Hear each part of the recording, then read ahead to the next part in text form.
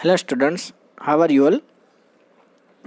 I hope you enjoying our study. Okay, and हमारा जो chapter है ऑलरेडी स्टार्ट है. ठीक है, 2 लेक्चर्स हमने कंप्लीट कर लिए हैं एक्टिविटी के साथ. लास्ट टाइम हमने यहाँ पे बात की थी इस एक्टिविटी की, और एक नई एक्टिविटी है आज, एक्टिविटी 6.2. इजी एक्टिविटी है. मैं डायरेक्टली आपको कह देता हूँ कि इसमें आपको क्या याद रखना है. ठीक है, अब यहाँ पे इसमें किया क्या है, सबसे पहले वो आप देखिए.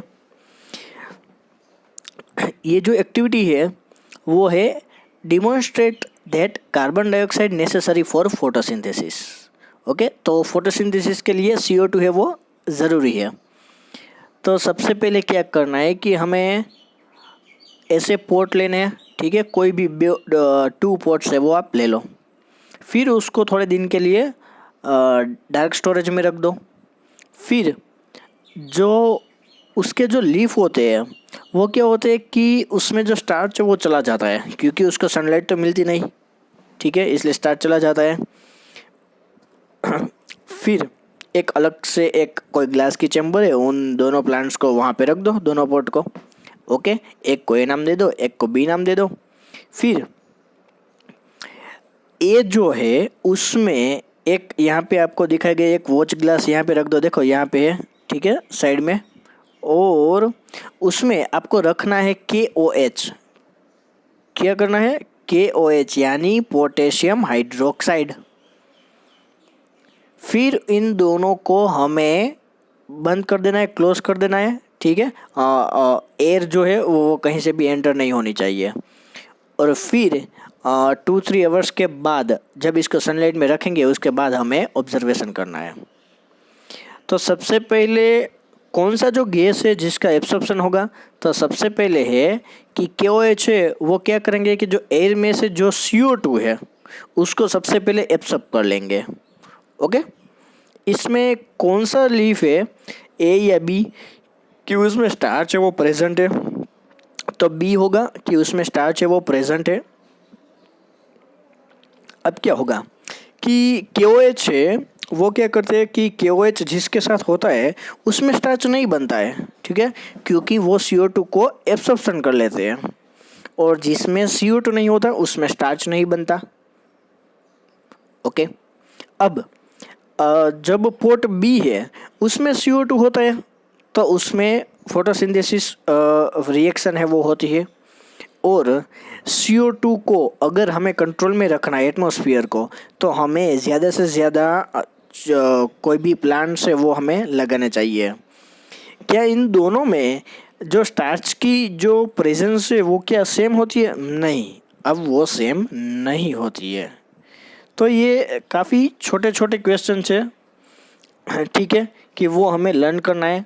आपको डाइजेस्ट में से जो भी आप क्वेश्चन रीड करो तो पूरे क्वेश्चन आप देखना कि एक्टिविटी है उसके नीचे क्वेश्चंस है, तो वो सभी क्वेश्चंस हमें याद नहीं रखना है. उसके जो आंसर्स है मेन वही सिर्फ हमें याद रखना है, तो वो आपका क्वेश्चन नहीं है. ठीक है, अभी ये एक्टिविटी आपको करनी नहीं है. फिर बाद में एक अलग सी एक्टिविटी है नीचे, लेकिन वो हमने ऑलरेडी देख ली है. ठीक है, वो आयोडीन वाली जो एक्टिविटी है वही एक्टिविटी वहाँ पे रिपीट है, तो उसकी हमें कोई ज़रूरत नहीं है. अब हमें बात कर रहे हैं हीटरोट्रोपिक न्यूट्रिशन की. ठीक है, अभी तक के लिए हम जो लर्न कर रहे थे वो हमने कंप्लीट कर लिया है. ठीक है, ऑटोट्रोफिक न्यूट्रिशन. अब हमारे पास है हीटरोट्रोफिक न्यूट्रिशन, तो ये भी हमें डिटेल में ही लर्न करना है और ये भी काफ़ी इंटरेस्टिंग है. तो चलो हम करते हैं स्टार्ट. अब हीटरोट्रोफिक न्यूट्रिशन में क्या होता है कि इसमें नॉन क्लोरोफिल ऑर्गेनिजम्स होते हैं. नॉन क्लोरोफिल, जिसमें क्लोरोफिल है वो नहीं होता है. ठीक है, this form of nutrition differs depending on the type and availability of food materials as well as how it is obtained by the organisms. अब इसमें क्या होता है कि जो फूड सोर्स होते हैं वो स्टेशनरी होते हैं, such as grass used by a cow. ठीक है। काव है तो वो क्या करते हैं, वो ग्रास का यूज़ करते हैं। फिर food source is mobile such as deer used by a lion. तो क्या होता है कि जो फूड है वो एक में से जो सेकेंडरी है वहाँ पे क्या होता है, ट्रांसफ़र होता है। मान लीजिए कि डियर है तो डियर को कौन है वो खा जाता है, तो लायन होते हैं, ठीक है, टाइगर होते हैं, तो वो सभी उसका यूज़ कर लेते हैं। तो वो एक हमें एक याद रखना है। फिर सबकी जो फूड लेने की जो उनकी जो मेथड है वो सभी की डिफरेंट डिफरेंट होती है, ठीक है। Like some organisms break down the complex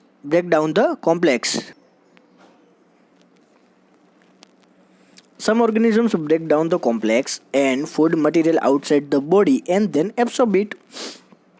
बाहर से जब हम कोई फूड लेते हैं तब हम बॉडी के अंदर लेते हैं और उसको एब्सॉर्ब कर लेते हैं। फंगस है, ब्रेड है, यील्ड है, मशरूम है, तो ये सभी के सभी वो एग्जाम्पल है। Some organisms take in complex material and break it down inside their bodies. The materials can be taken in and broken down depends on the body design and functioning.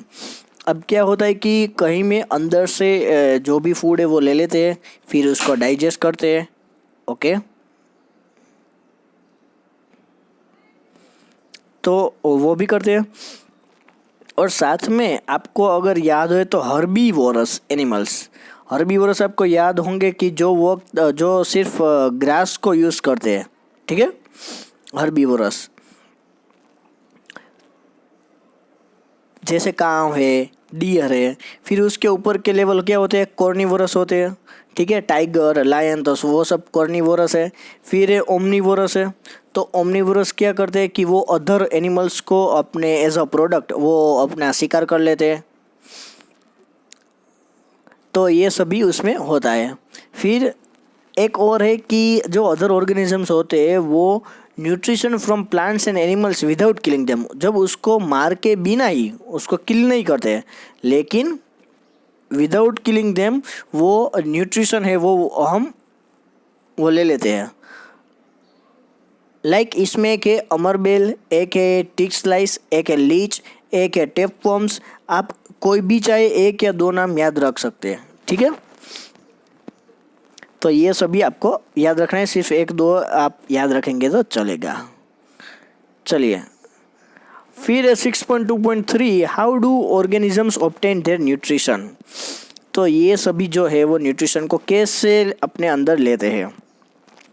यहाँ पे आपको याद होगा तो यहाँ पे फिगर है अमीबा की, ठीक है। अमीबा और पैरामीशियम क्या है, सिंगल सेल ऑर्गेनिजम्स है। तो वो क्या करते हैं, ये जो क्वेश्चन है वो आईएमपी क्वेश्चन है, ठीक है, 4 मार्क्स में, लेकिन बहुत इजी क्वेश्चन है। आपको ऑलरेडी फिगर में दिखाया गया है, मैं यहाँ पे जूम कर देता हूँ।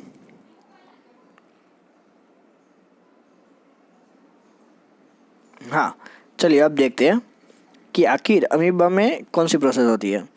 कि भाई जो भी अमीबा है वो उसका जो शेप है वो कोई डेफिनेट शेप नहीं होता, ठीक है, उसका कोई भी शेप हो सकता है। तो क्या करता है कि उसके पास जब एक फूड पार्टिकल्स होता है, मान लीजिए यहाँ पे देखो कि यहाँ पे एक फूड पार्टिकल्स है, तो वो क्या करता है कि फूड पार्टिकल्स के नज़दीक जाता है और फिर अपने जो बॉडी का जो शेप है उसको अपने जो लेग होते हैं वो सच में नहीं होते हैं, ठीक है, तो उस तरह से वो अपने एक शेप बना लेता है, क्योंकि वो जो फूड पार्टिकल्स है वो अपनी बॉडी को अंदर ले लेता है। जब वो फूड पार्टिकल्स को अंदर की ओर ले लेता है, ठीक है, तब वहाँ पे वो अपनी सरफेस से वो क्लोज कर देता है और फिर जो भी उसमें से न्यूट्रिशन या जो भी कुछ मिल रहा है वो अपनी बॉडी में ले लेगा और बाद में क्या करेगा कि उसका एक जो लेयर है वो उसको ब्रेक करके जो बाकी का वेस्ट पार्टिकल है उसे अलग कर देता है। तो इस तरह से सभी फूड है वो इस तरह से अपने अंदर कोई भी फूड ले लेते हैं। ये सिंगल सेल की बात की है, अभी मल्टी सेल की तो हमने बात ही नहीं की है, समझ रहे हो। अब ये हम बात कर रहे हैं सिंगल सेल की। अब जब हम मल्टी सेल यानी हमारी जब बात करेंगे मल्टी सेल्यूलर सेल की, तब हम ह्यूमन के बारे में यानी हमारे बारे में बातचीत करेंगे कि हम आखिर क्या कर रहे हैं, हम डाइजेस्ट कैसे कर रहे हैं, फूड हम कैसे ले रहे हैं, ठीक है। लेकिन ये एक आईएमपी क्वेश्चन है। और एक बात याद रखिए कि इसमें फिगर है वो नीडेड है, ठीक है। इसके फिगर का 1 मार्क्स होगा एग्जाम में, तो वो आपको करना है। अब यहाँ पे न्यूट्रिशन इन ह्यूमन बीइंग, लेकिन वो टॉपिक हम स्टार्ट करें उससे पहले हम बात कर रहे हैं एक्टिविटी 6.3 की, ठीक है। एक्टिविटी 6.3 तो वो मैं इजी स्टेप्स में मैं आपको बता देता हूँ, क्योंकि वो जो आगे का टॉपिक है जब ह्यूमन बॉडी का वो थोड़ा सा लॉन्ग है। तो इससे पहले हम एक्टिविटी देख लेते हैं, उसके बाद वो हम देखेंगे। यहाँ पे है स्टार्च सॉल्यूशन को हमें दोनों टेस्ट ट्यूब में लेना है, ठीक है। सलाइवा में क्या उसकी इफ़ेक्ट होती है वो सिर्फ हमें देखना है। तो हमें 2 टेस्ट ट्यूब लेनी है, एक को ए कह दो, एक को बी कह दो। दोनों में स्टार्च लेना है 1 ml 1 ml। फिर जो टेस्ट ट्यूब ए है उसमें हमें सलाइवा ऐड करना है। क्या करना है? टेस्ट ट्यूब ए में सलाइवा हमें ऐड करना है और 20-30 मिनट्स तक हमें ऐसे ही रख देना है दोनों टेस्ट ट्यूब को।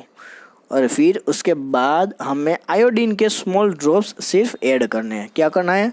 आयोडीन के जो ड्रॉप्स होते हैं वो हमें ऐड करना है। तो क्या होगा? तो आपको पूछेंगे कि भाई कलर चेंज आपको किस में देखने को मिलता है? तो जिसमें सलाइवा नहीं होती उसमें कलर चेंज देखने को मिलता है, यानी टेस्ट ट्यूब बी में। और किस में स्टार्च प्रेजेंट होता है और किस में स्टार्च नहीं? तो टेस्ट ट्यूब जो बी है उसमें हमें स्टार्च देखने को मिलता है। ए में कोई कलर चेंज नहीं देखने को मिलता है। फिर जब हम आयोडीन ऐड करते हैं तब हमें क्या डिफरेंस देखने को मिलता है कि भाई जो टेस्ट ट्यूब ए है उसमें येलो रंग नज़र आता है और टेस्ट ट्यूब बी है उसमें ब्राउन जैसा कलर है वो हमें नज़र आता है। लेकिन याद रखना कि जो टेस्ट ट्यूब ए है उसमें ब्लैक या फिर ब्लू कलर जैसा नहीं होता है, क्योंकि उसमें स्टार्च का छोटे छोटे अलग से डिवाइड हो जाता है। और फिर जब हम कोई भी फूड हमारी बॉडी में हम मुंह में जब हम चबा रहे होते हैं, ठीक है, तब क्या होता है? तब कार्बोदीत का डाइजेशन होता है हमारी बॉडी में। और उसके बाद ऐसे कौन कौन से सोर्स है जिसमें हमें स्टार्च मिलता है? तो पोटैटो है, ठीक है, वीट है। तो ये सभी जो है उससे हमें स्टार्च है वो हमें मिल जाता है। अब हम यहाँ तक रखेंगे। अब ये मैंने आपको बताया कि ये जो टॉपिक है न्यूट्रिशन इन ह्यूमन बीइंग्स, तो ये काफ़ी बड़ा सा थोड़ा सा लॉन्ग टॉपिक है, ठीक है। तो वो टॉपिक साथ में फिर कंप्लीट कर लेंगे, अदरवाइज़ फिर आपकी भी लिंक है वो ब्रेक हो जाएगी, ठीक है। तो नेक्स्ट लेक्चर में हम वो भी देख लेंगे विथ फिगर। आपको हमारे यहाँ पे 3 लेक्चर है वो कंप्लीट होते हैं, ठीक है। नेक्स्ट टाइम आपको बाकी के वीडियोज़ है वो मैं आपको सेंड कर दूंगा और फिर हम धीमे धीमे चैप्टर की ओर आगे बढ़ेंगे। तब तक के लिए आप डाइजेस्ट में से क्वेश्चन है वो सभी कर लो, ओके। तो ये हम यहाँ तक रखेंगे। नेक्स्ट टाइम हम लर्न करेंगे न्यूट्रिशन इन ह्यूमन बीइंग्स। ये काफ़ी इंटरेस्टिंग टॉपिक है, आपके डाइजेस्ट में देखना। काफ़ी लॉन्ग क्वेश्चन है, इसलिए इसको इग्नोर हमें नहीं करना है। तो हम मिलेंगे नेक्स्ट लेक्चर में, okay. Thank you friends, bye bye.